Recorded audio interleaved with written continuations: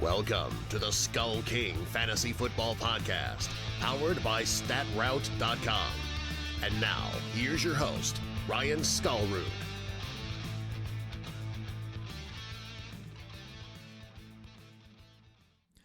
Hello and welcome to another episode of the SkullKing Fantasy Football Podcast. My name is Ryan Skullroot. I'm your host, and again with me tonight I have my brother Justin. Go ahead and say hi.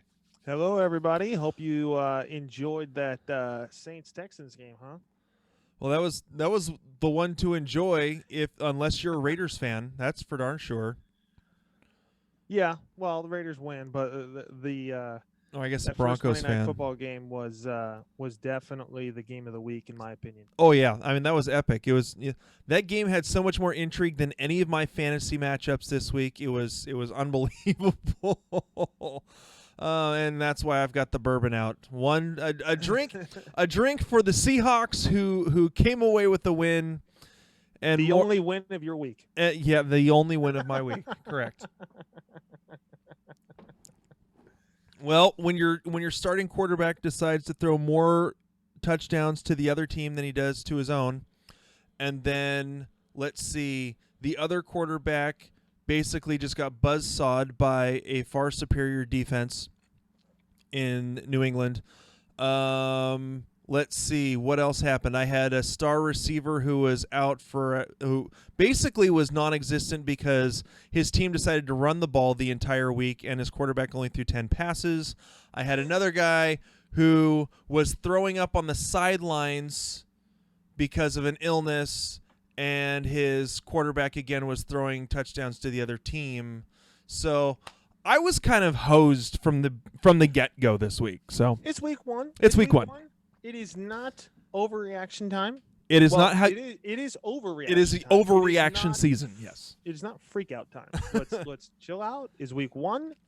Most of your rankings preseason I would consider more likely to stay true than some of these sneaky wide receivers who jumped up out of nowhere.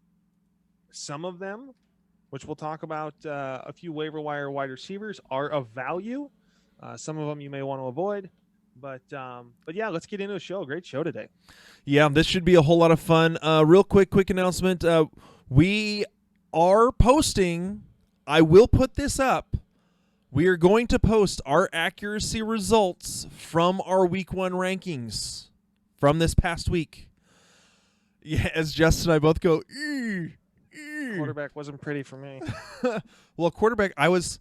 In full disclosure, had I actually been a part of the expert consensus last year, of the 135 experts, I would have been second or third to last in quarterback ranking last year. However, my preseason, full disclosure, I was horrible with quarterbacks last year. Week to week. But my overall predictions from the draft rankings in the beginning of the season, I was 12th. So, all right. So we are going to have those the ranking accuracy up there tomorrow, and you'll get to see not only how we did against each other in terms of the, I believe, 14 guys that we have on there doing rankings on SkullKingFootball.com. I'd like to know what other site has that many people ranking. Not many. It's a lot. CBS has 4. It's the big guys. The footballers have 4. Eat Sleep Fantasy has 3 or 4. It's the big.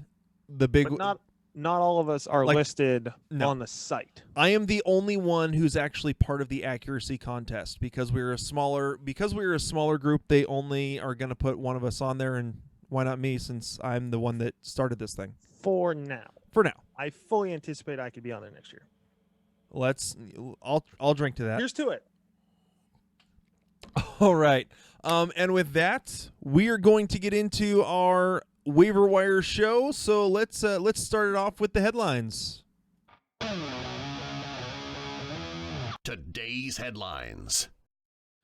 And it's no fun to start off your first week of the season with your most likely first round draft pick, wide receiver, possibly going on IR. So for right now, he has avoided IR in Tyreek Hill.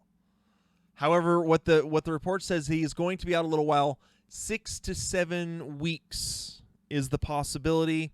I saw something else on here just to make sure I pull it up right, that while they are not making they're going to wait a couple days to see whether or not they actually are going to put him on IR. If they put him on IR, he's out for 8 weeks. He's out for 8 weeks, yep. So, and then it's the Sammy Watkins and hopefully McCall Hardman show. Yes. I would rather it just be the McCall Hardman show, to be completely honest. Once again, rookie, so a little tentative there.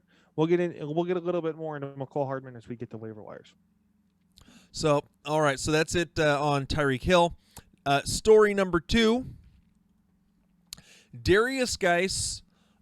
There was a big scare when he went into the tent about halfway through the game. After that, he went into the tent again, and then I believe they ended up just pulling him. Yeah. He had an MRI today for us who are recording this. For you listening to this, it'll have been yesterday.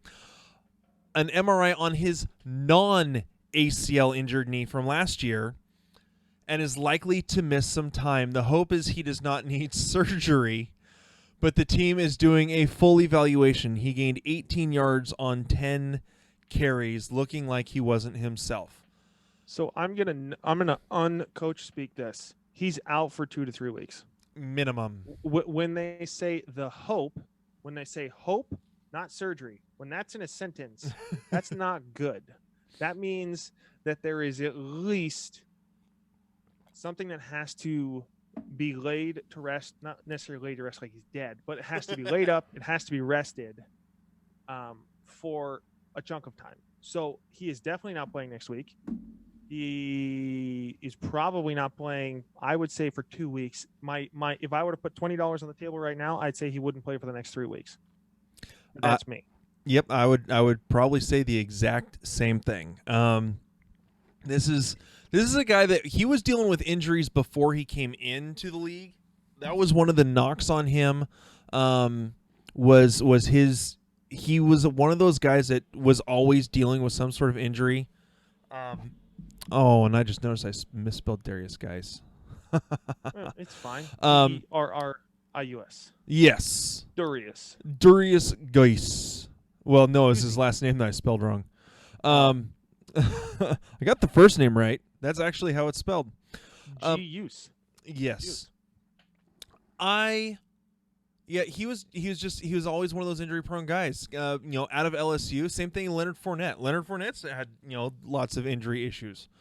I'm not saying that it's an LSU thing. It's just both these guys happen to come from there and have dealt with injury issues. So, this is another thing that we will be bringing up in the waiver wire portion of the show. Story number 3. Nick Foles officially had his surgery this morning to repair his broken clavicle. He has gone on IR with the designation to return, so he will be out at minimum 8 weeks. Let's not forget, when this happened to Aaron Rodgers a couple years ago, Aaron Rodgers went out like second or third week, missed 8 weeks, was on IR for 8 weeks, came back. They brought him back on. They activated him. And he came back like week 14, so he was out for 10 to 12, and then gets injured again, and they put him back on IR to end the game, to end his season. So Nick Foles has a long way to come on this. I wouldn't be surprised if he doesn't play again the rest of the season. And so we are dealing with the Gardner Minshew show in Jacksonville, which, to be honest, he did not do so bad this last week. And as part of that, since they didn't really have a backup quarterback behind, they didn't have number 3 behind Minshew, the Jags traded, I believe it was a conditional 5th-round pick, to the Pittsburgh Steelers for backup quarterback Josh Dobbs, who was, he was basically a practice squad player. So, yeah, I don't like Josh Dobbs as much of a prospect. He is not going to do anything at all. to challenge Minshew. Minshew's an air raid quarterback who can throw pretty well in the air raid, and it proved that he can do it under center as well with Jacksonville. Pretty well. In the NCAA last year, no one threw the ball or completed more passes in all of the NCAA last year. Yeah. Right here, it said that his completion percentage of 88% was the highest in NFL history for any player with at least 15 pass attempts making their NFL debut. It was also a franchise single-game record among players with at least 25 pass attempts. Well, when you've been dealing with Blake Bortles, let's see. Hit water if you fell out of a boat. Blaine Gabbert. I mean, the last quality quarterback that they had in Jacksonville was who? The lefty out of Washington. Mark Brunell. He was the last real quality quarterback they had in Jacksonville, and that was when the team started in the mid to late 1990s. So, yeah, that's a while. All right, Justin, did you have any other couple stories or injuries you wanted to go over real quick? The only one I want to mention, thoughts and prayers go out to Gary Conley, who was taken off the field in a stretcher. Hit by his own player, tackle on the sidelines, kind of rolled up, and his head got hit by the leg of a fellow player as they're kind of sweeping out of bounds. Yeah, it was ugly. This is one of those things where you wouldn't think this type of injury would happen the way they got tangled up, but if you watch the replay, it's the way the player hit straight on the top of the head, forced it down, and forced his head forward. And then he didn't really move, and he was holding his head almost right after the contact. So I like that the NFL is taking a little bit more caution with head injuries. I'm glad they penalized the Oakland player. I'm glad that they were able to get him taken care of. They didn't rush him up. They just got him taken care of. They got him on a stretcher. Better to be safe than sorry. The Oakland Raiders were going to win that game anyway. Yeah. Thoughts and prayers go out to Garen Conley in his recovery. Hopefully he doesn't miss too much time, but first and foremost, his health is more of a concern than his playing time. Yep. So, all right, just a couple quick notes. Jerry Jones says that a deck extension is imminent. That is going to get done, especially with how he played this past weekend. And a couple other quick. Sterling Shepard was evaluated for a concussion. He has officially now been put into the concussion protocol. He actually has one. So that's, I believe that now is it in terms of the injuries. So why don't we go ahead and move into our very first waiver wire show of the season. Let's hit up some waiver wire madness. Waiver wire madness. All right, Justin, we are going to hit up the waiver wire. We're going to start you with the quarterbacks. Why don't you go ahead and hit into those? For me, the number one quarterback option that I like is Andy Dalton. Once again, my waiver wire percentages are based off of players who are owned in less than 50% of CBS leagues. So Andy Dalton is currently owned in 14% of CBS leagues. Andy Dalton lit it up against the Seahawks. I know that we talked about this in yesterday's show. Seattle didn't scheme well against Andy Dalton, but with Mixon potentially missing this next game, they're going up against, I believe, the 49ers, who did not look really that great. Except for getting 2 touchdowns handed to them by Jameis Winston. He attempted 51 passes yesterday. So basically when Mixon went out, they dedicated all hands in on the pass. So I expect, at least for this next game, to be more of the same pass-heavy type offense, which will always produce good numbers. Even if Andy Dalton throws a pick or two, 51 pass attempts, you're going to get production out of that volume. Yeah, I'd agree with you there. And then my other one, we talked about them a little bit already. This is more for deeper leagues. Would be Gardner Minshew. I thought about putting Matthew Stafford on my list, but I'm putting him more as an avoid due to the fact that he plays in the toughest division with the best defenses outside of the Lions. And with 5 of those games on his schedule in the remainder of the 14 weeks left we have in the regular season outside of the championship, the Super Bowl of fantasy football, if you will, in week 16, I wouldn't start him in those 5 games just off the top of my head. And he also plays Dallas. Over half of his games, I wouldn't start him. I'd look for other options. So that's not someone that I'm going to look to add on waiver wires. But getting back to Gardner Minshew, this is more for a 14 plus, 16 plus team league or a 2-quarterback league, or if you had Nick Foles. Gardner Minshew is not a lightweight. He played at Washington State University, air raid offense. I already mentioned that he threw more completions and more pass attempts in college last year in the NCAA than any other quarterback. He averaged 367 yards per game, totaling 4,779 yards in 13 games. That also includes a game in the Pac-12 or in the Apple Cup where he only threw for 157 because it was a massive snowstorm in the second half. So you take that game out, his average jumps to like 385 yards. The dude can throw the ball. He's not going to need to have to air raid it out in this as long as Fournette can run the ball. Correct. He's a great option to stash in your bench if you have a deep bench, maybe for a bye week, or if you're in a 14-plus league or 2-quarterback league. Great guy to have as I see upside, and he's currently owned in 0% of CBS leagues. Yeah. So basically what you're telling me is like in our listener league that's 16-team super flex in which I only have 1 quarterback, I should probably go after Gardner Minshew. Yes. What I'll say, for those of you who are in the listener league, I'm going to tip my hand a little bit. And I know you need a quarterback. So in that, I want to do, one of the things I want to do this year is talk a little bit more of what we do in our strategy. Yep.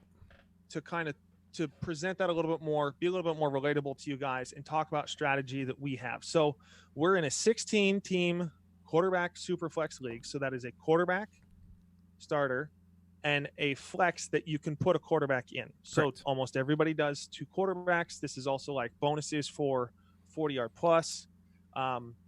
You and I both exited the draft with only 1 quarterback apiece. Correct. Because some teams had 4 quarterbacks. One team had 5. One team had 5. I did a trade and got Eli Manning. I almost traded for Case Keenum. That probably would have worked out better than my Eli Manning one. I'll let you know that our fab is $120. I'm spending more than my waiver wire fab dollars is more than $40 on this because it's a 16-team league and we get like 12 people on the bench. Yep. So if you look at this league, there is literally no one else. Everyone else who had a great week is already on other people's teams. Correct. Basically, the only people left on the waiver wire are 2nd and 3rd string quarterbacks.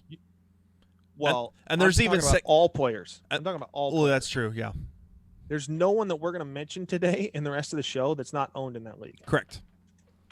So, all right.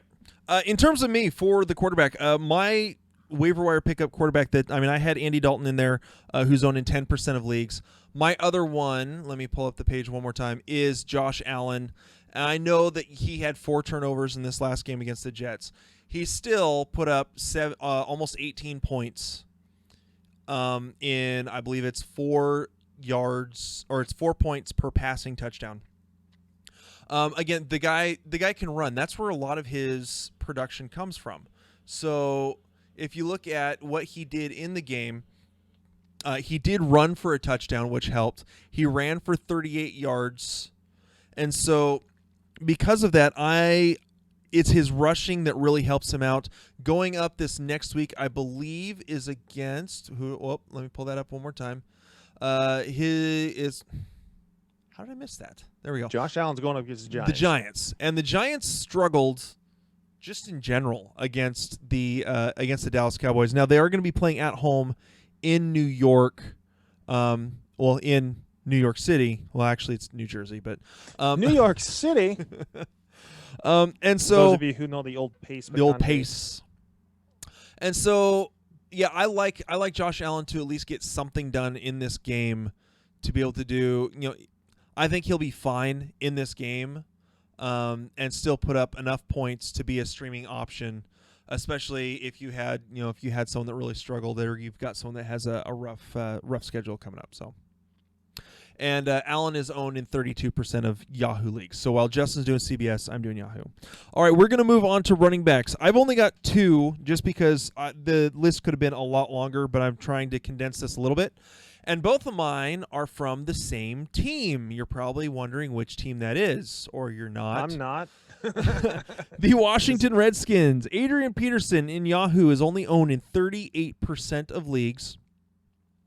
And coming up, they are going up against the Dallas Cowboys, which isn't going to be isn't a great matchup, but he is going to get volume. And then the other one is Chris Thompson, who's owned in 13% of leagues. Chris Thompson is going to get volume, catching the ball out of the backfield, especially with Derrius Guice out right now. Let me see. Thompson in this last game he only had 10 yards running by. I want to say he had 7 receptions? Yep. And so he is going to get the volume there. He is going to catch the ball in the backfield as long as he is healthy and there's opportunity for him. If they are trailing Dallas, which is likely playing in Dallas, he is going to get a lot of work, and I think that he could be a nice possible flex option, especially in deeper leagues. In those 12 to 14 team leagues, he could be a nice flex option or a guy to pick up on your bench to screw over someone who really needs some running back help. Again, which is a great strategy. We're showing strategy here. So, Justin, do you have anyone to add to that list? I like Chris Thompson, but the one that I like more right now, because it's an infinitely better team, would be Malcolm Brown. Currently owned in only 16% of CBS leagues. Malcolm Brown is clearly the backup to Todd Gurley. And by backup, I mean getting 40% of the workload. Gurley is going to be on a little bit of a lighter workload. I'm trying to figure out what word I was trying to throw out there.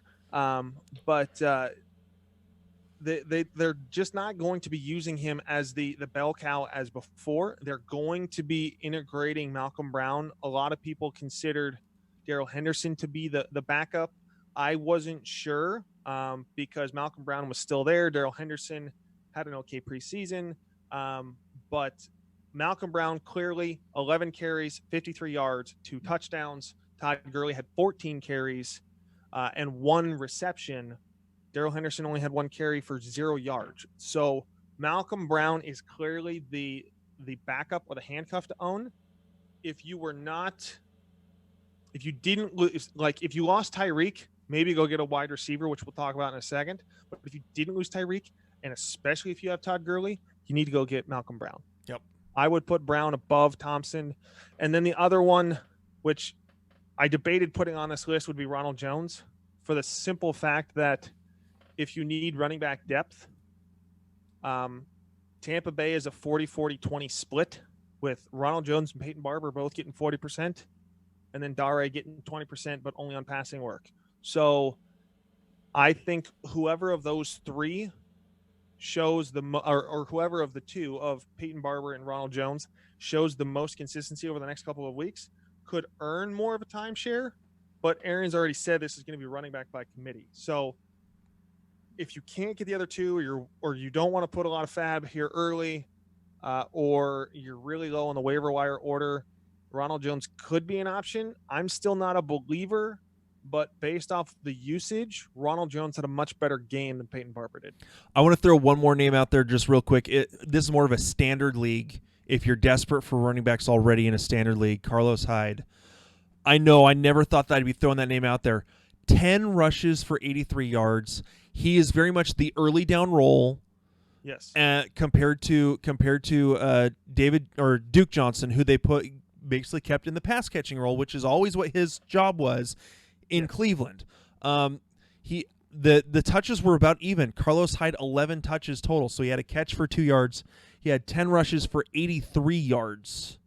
And then Duke Johnson, would have put up 90 yards himself with a few catches. So, Carlos Hyde could be a guy that if you're desperate for running back help, he is a guy to pick up, especially in standard leagues for like a running back too. So he could be the the one thing I'll also say is Lamar Murray was a straight up RB2 consistently. Carlos Hyde could have high running back 3, low running back 2 numbers there. Texans are going to be a great offense. And with all those pass catching options, they're not going to stack the box. They're not going to see a lot of stacked boxes against that offense. Correct. All right, Justin, let's hit up the wide receivers. The obvious one I'll get right out of the gate, Malcolm Brown, currently owned in 16% of leagues. You mean Marquise Brown? Marquise Brown. Sorry. Marquise Brown. We just got done talking about Malcolm Brown. Yes. So Marquise Brown, currently owned in 29% of CBS leagues. He's clearly the deep threat for Lamar Jackson. And if Lamar Jackson's going to get clean pockets all day, which won't happen every week, they're not going to play Miami every week. But it certainly will this next week against Arizona. Yes. And so once again, we talked about Stafford's numbers being great because he played against a Patrick Peterson-less Arizona defense. It's going to be the same thing here for the Ravens. So look for good numbers. I have Marquise Brown. He's going to be a starter, no doubt, this next week because you can at least put him in your flex, even if you're in a 2 wide receiver, 2 running back, 2 flex league. Correct. He's going to be at minimum a wide receiver 3. Has tremendous value in standard because he's going to be that deep threat. Correct. He may not need as many touches. He's not going to be the target guy. He's going to be the one that stretches the field. But Marquise Brown, phenomenal week. Look for him to continue to produce solid wide receiver 3 minimum numbers the rest of the season. Okay. Who else? My next one is Jamison Crowder, currently owned in 47% of CBS leagues. You can't ever ignore targets, specifically in PPR or standard. It may not matter as much, PPR or half point. It may not matter as much in standard. Because you want deeper threat guys, you want yardage plays, you want someone like a Robbie Anderson who's going to get that high bomb, or the Marquise Browns of the world. But Jamison Crowder had 17 targets. The Vikings didn't even throw 17 passes.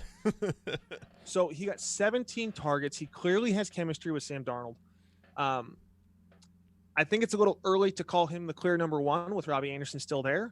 But clearly he was way more involved than Robbie Anderson was. So give it a couple weeks. Maybe he surpasses Robbie Anderson. But Jamison Crowder is definitely a starter for the next couple of weeks if he's getting that much, if he's getting that many attempts thrown his way. Yep. All right, are those your 2? Yeah, I'll let you go, and then if you don't cover the other 2, I'll talk about them very quickly. All right. Since you covered those 2, I'm going to go to a couple other rookies. DK Metcalf. We were talking about Tyler Lockett all offseason about how he was going to be set to take over the role of Doug Baldwin. It was DK in this game. Watching it, Wilson continually threw DK's way in a game where Wilson didn't even doesn't throw 30 times, I don't think. No. 6 targets, 4 receptions for 89 yards. He was going his way often. He had a target in the end zone that ended up being defensive pass interference to give, ends up Carson gets a 1-yard touchdown out of it. But he was targeted often. I think that he may be the number 1 in Seattle. I know that may be a little premature, but with his size and his speed, considering they also no longer have Jimmy Graham, they don't really have that big target. I was going to go there. Yeah, he is that big target. It just helps that he also has the speed, and he looked good catching the ball. Yeah, Jimmy Graham got like 12 touchdowns a couple years ago. When he played with Russell, he was the big body target in the end zone. So look for that from DK. I'm very nervous about Lockett's involvement. 2 targets 2 targets, really 1. No, You it was kinda 2 because credited he caught one and dropped a second one. I understand that, but legitimately, Lockett should be more involved. That's concerning. Once again, I'm going to preach targets till I'm blue in the face. And if Jamison Crowder got 17 and Lockett got 2, something's wrong with the world. Yeah. All right. The other one that I've got is this one's a lot deeper, and I don't think people. I mean, I wasn't expecting to actually say his name, to be completely honest, because of the fact that I wasn't sure what this team was actually going to be able to do.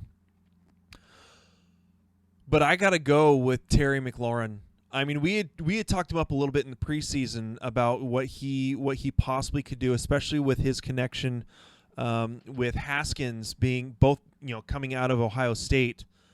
Terry McLaurin, 7 targets, 5 receptions, 125 yards and a TD. Now I understand he had a long TD to go with that.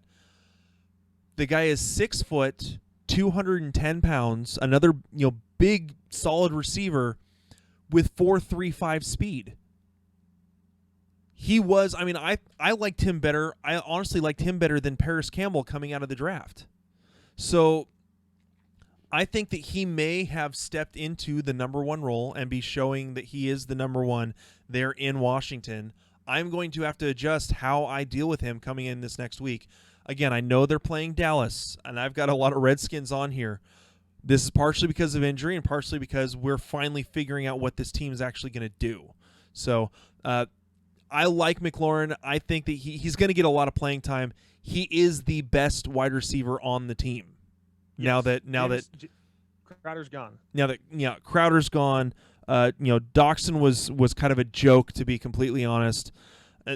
Really, it's McLaurin. Joke is harsh, but McLaurin is the guy. Yeah, So. And for those of you who want to get more information on him, Wyatt, one of our staff writers, did a draft profile for him for Dynasty Leagues. You can simply Google Terry McLaurin SkullKing. It will take you to the link for that article. Yep. Covers strengths, weaknesses, overall grade, covers what he did in college. Great article to go look at. Terry McLaurin, once again, the Redskins didn't have – no one knew. I mean, I made jokes that you pick up Vernon Davis because who else are they going to throw to? Obviously now Terry McLaurin. I'm very, very hesitant on rookies, specifically at the tight end position and at the wide receiver position. But I had stashed McCall Hardman in a couple of leagues. Same. And so I like that I have him. Similar. That's one that I'll touch on. Owned 29% of leagues. I know he played 70% of the snaps, maybe over 70% of the snaps, if I'm remembering correctly. But he didn't get any fantasy points. 1 target. Yeah, so 1 target. Tyreek Hill is out. They're going to involve him more in the offense. He's speedy. He can do similar things to Tyreek Hill. Yep. In a skill set. Once again, rookie, may not be the most consistent. But maybe we're talking about McCall Hardman being the Marquise Brown of next week. Who knows? Yeah, it could be. I highly doubt Sammy Watkins is going to be the Sammy Watkins of this last week next week. The reason why I stashed McCall Hardman really quickly was because Sammy Watkins' contract next year, I think he's owed $21 million if he's on the team. So my thought process was they'll integrate McCall Hardman more towards the latter half of the season in preparation of cutting Sammy Watkins at the end of the season. Yep. So that they didn't have to pay him $21 million. But if he gets 200 yards and 3 touchdowns, pay the man $30 million. Yep. But my other 2, really quick, John Ross targets. If they're going to be throwing 51 times. Andy Dalton, if he's going to be throwing 51 times, you want his receivers. The other one is Danny Amendola, 13 targets. I know I playfully kind of bashed him yesterday. I went back, watched a little bit more. He's more involved. And if the Lions can't run the ball, they're going to be doing a lot of short passes. Amendola, similar to the Edelman role, kind of the Golden Tate role. Those short exactly. passes and see what he can do. Head coach is from the Patriots, so it's similar. His offensive coordinator was the offensive coordinator when Tate was in Seattle. Exactly. So Amendola may be Edelman 2.0 for the Lions. So could be, once again, that's later. If I were to rank my 5, Brown, Crowder, Ross, Amendola, and then Hardman. Okay. That's how I would do it. Actually, I'd maybe put Hardman above Amendola because I like the offense much better. Yep. All right. And finishing off with, well, no, not quite finishing off. Doing the tight end pickups. There is only one tight end worth picking up that's owned in less than 50% of the leagues. And he had a very good night tonight. Mr. Darren Waller. Whoops, I'm on the wrong page. Okay, then I've got a different one. Oh, you've got who's? Because Darren Waller's owned in 60% of CBS leagues. On Yahoo, he's only owned 44%. 8 targets, 7 receptions, 70 yards. Now, in a half-point PPR, yeah, that's only 10.5 points. However, that's 10.5 points and a half-point PPR from the tight end position from someone that's not named Gronk, or that's not named Kelsey, Ertz, Kittle. That's solid. If you can get something that much out of someone that's not one of those three, you're in good shape. Yeah, if you can get 10 points from your 8 to 10 points from your tight end, and you didn't reach for one of those top three, you're fine. Yep. Okay, so who's yours, Justin? For me, is Vernon Davis. He's only owned in 4%. Darren Waller, like I said, is owned at 60. Everyone else who's owned below 50 points, Higbee, no, because there's 5 receivers that I like better than him, including the actual wide receivers, and then I like Brown and Gurley catching the ball. So I'm not taking the 6th option in a passing offense. To me, it's Vernon Davis, 7 targets, 4 catches, an amazing touchdown play. I would have considered that probably the play of the week before the field goal kick to win the game tonight. The 58-yarder. The 58-yarder. Lutz had never done anything more than 57 yards. So career high, game winner. The Saints saved themselves from being messed over. We all know about the pass interference play last year, but very ticky-tack call on a missed PAT allowed them to re-kick. The Houston takes the lead. One of the funny stats was that Watson was 2nd in the league last year with 5 come from behind winning drives in the 4th quarter. He goes down and scores in like 14 seconds. And then on comes Drew Brees, who was the leader in come from behind wins last year with 7. And then he wins. So, but back to Vernon Davis, own in 4% leagues, monster play. If Reed is still out, Vernon Davis is going to be involved. Outside of McLaurin and the tight end position, I don't know really who else is going to be involved except for Chris Thompson. No one else has really kind of emerged. So those would be your options. And the thing about Vernon Davis though, is he's only a good option if Reed is out. Exactly. So he's more of he's not necessarily one that you'd actively go on to the waiver wire to get. Yes. He's a guy that you wait and see how Reed Saturday is doing. Morning. He's a wait until they've ruled out Reed on Friday for this weekend, and then you go pick up Vernon Davis. Yeah, but I had to say something. Hawkinson's owned in more than 50% of CBS leagues. Waller, those would have been really the guys around that bubble. Yep. But they were all owned in over 50%. So. Yeah, that was the same in my league. So, all right. So, Justin, why don't we go ahead and give your streaming defense for this next week? For me, I'm going with the Panthers. Currently owned in 14% of CBS leagues. This streaming pick is more because of the gameplay of Jameis Winston. He threw 2 picks, 6s. It's at home for the Panthers. This is a team that historically is a good defense in recent years, struggled mightily last year. They played against the NFC champs in the first game of the season and played okay. If you figure in the offense that they were and what Carolina's defense was last year, they played okay. Home against a divisional rival in the Buccaneers on a Thursday night game. So less time to prepare. I think the Panthers are an infinitely better team overall, both sides of the ball. So I'll go with the Panthers. Yeah, I'm with you on the Panthers. And again, it pains me to say it because I actually have Jameis Winston as a quarterback on one of my leagues, and Chris Godwin as my wide receiver in that same league. I think here's the deal with Winston and the Carolina defense. if you think about Thursday night games, how often are they high-scoring great games? They're usually crappy defensive slug it outs, or an absolute blowout by one team because one team's just simply not prepared, and the team that's usually getting blown out is the visiting team. Yes. Which in this case is the Tampa Bay Buccaneers. So I think that Carolina is the best bet in terms of a streaming defense for this week. If you don't already have, a solid defense that's, like if you don't have Chicago going up against Denver, or let's see, what's another one, or Baltimore going up against Arizona. Oh my gosh, that's going to be so bad. If Baltimore's owned in more than 50%. So yeah, I mean, I get, but again, if you don't already have those options and you're looking for a streaming defense, Carolina obviously is the way to go. So yeah. All right. Well, that is it for our waiver wire show of the week, our first one this season. We are still figuring out when we are going to do our pick 'em and stick 'em. We may do it tomorrow night's show. We may do it in the last one.